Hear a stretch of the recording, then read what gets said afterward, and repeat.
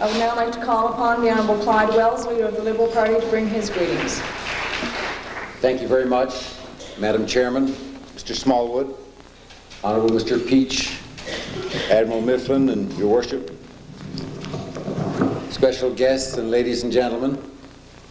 You'll notice that the CBC is late.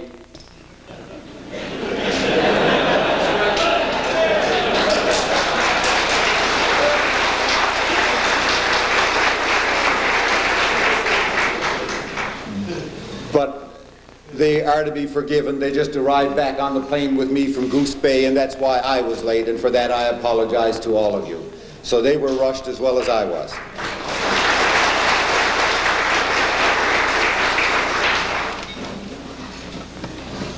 Being in the middle of speakers like this, with speakers on the either side of me, reminds me of what was said to me in Gander about 3 or 4 weeks ago at a conference on how to get more women involved in politics.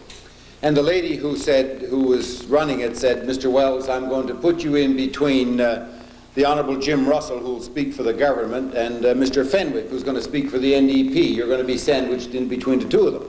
And I said, "Well, not to worry. The best part of any sandwich is in the middle."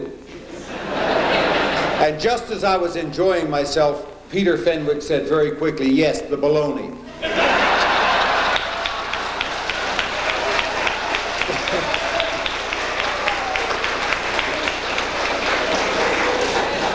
I'll try and avoid any bologna tonight. We're here to celebrate with a great Newfoundlander, a great Canadian, a great humanitarian, 40 years of this province being a province of Canada. And that is indeed something to celebrate. We can't really grasp what it is and what it means without thinking back to what it was like before. And I see some faces in this room tonight who obviously know very much what it was like. I see faces like Greg Power, who was involved in the fight for Confederation. I think I saw Pat Kenning, a long-time member, sitting down at a table, and no doubt there are others here that I haven't seen on the way in. Those men remember what it was like, and those men remember what Mr. Smallwood was struggling for Newfoundland. I was just old enough to remember too. I was an 11-year-old boy in Stephenville Crossing. My father was an ardent Confederate. He was, as was said at the time, he was Bill Keogh's man in the crossing. Every politician had in every community his man who looked after things for him.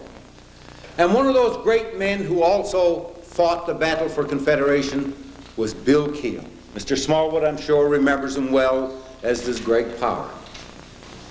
He was the man who coined the phrase, "the last forgotten fisherman on the bill of Cape St. George." That was the man he was worried about. That's where I was speaking last night, at Campbell's Creek on the Port-au-Port Peninsula. And I had to tell you, it's sad to say that there are still a few forgotten people on the bill of Cape St. George, but that's another story to be dealt with another time. Tonight, let's talk about what Confederation was for just a few minutes, so that we really know what we're celebrating. I remember being on a dirt road in Stephenville Crossing as the truck drove by with Mr. Smallwood and Bill Keogh standing up in the back of the truck and a loudspeaker blaring, telling people the merits of Confederation with Canada and pleading with people to support the Confederate cause so that Newfoundland could have a brighter and a better future. I know what it was like for people in small communities in Newfoundland at that time. I was the second eldest of a family of 9. My father worked as a freight man in the railroad, in the freight shed. He was in charge of the freight shed. Wasn't a great job, but he looked after his family. We got by barely from month to month. And that's the way hundreds of thousands of Newfoundlanders did it. We weren't special or different. We were all in the difficult circumstances that Mr. Smallwood was working to overcome.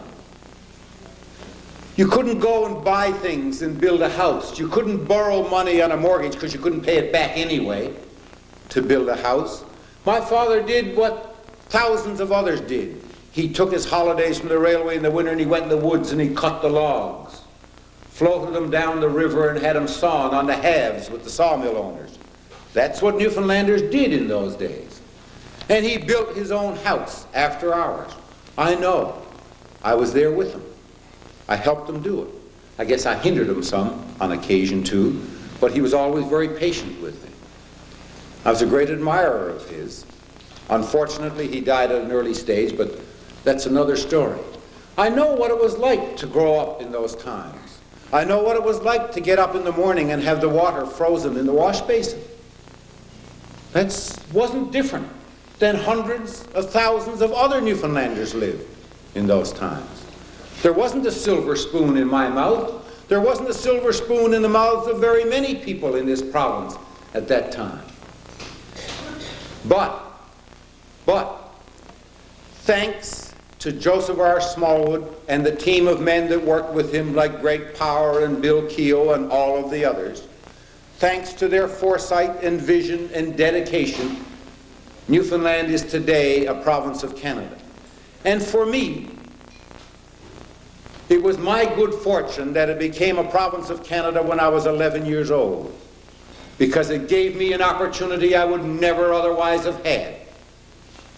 All I can ever remember was that I wanted to be a lawyer. I've no idea why. Maybe I saw it in a movie, in a matinee somewhere. All I knew was I wanted to be a lawyer. And when I got out of school, finished high school, I was only 15 at the time, I couldn't do it because there wasn't any money. I was like the vast bulk of other Newfoundlanders. I couldn't go to university. So I worked for a couple of years. Gave my father the money he needed. So did my older brother. We all did it. I wasn't an exception. That was the rule in Newfoundland in those days, because it was needed. That's what Mr. Smallwood was taking us out of at the time. And thanks to his foresight and vision, he built Memorial University. And like a good many others, I got an opportunity to go there. And my father got on his feet and things were right, I could go to Memorial. Thanks to what Confederation brought to this province. Because for people growing up in the outports, in a small place like Stephenville Crossing, there was no prospect of ever going to university. You may find this difficult to believe. Stephenville Crossing is today a community of 2,500 people. It was a fairly sizable town then. But I was the first one, the first student ever to go to university. Because there was no opportunity, there was no money, there was no means. That's one of the things that Confederation has meant to our people. So when we stand here tonight and celebrate Confederation, it behooves us to really stop and think what we're celebrating. We're not just here to say congratulations in a perfunctory manner because it's 40 years later. We should be here saying thank God for the foresight of men like Joseph Smallwood.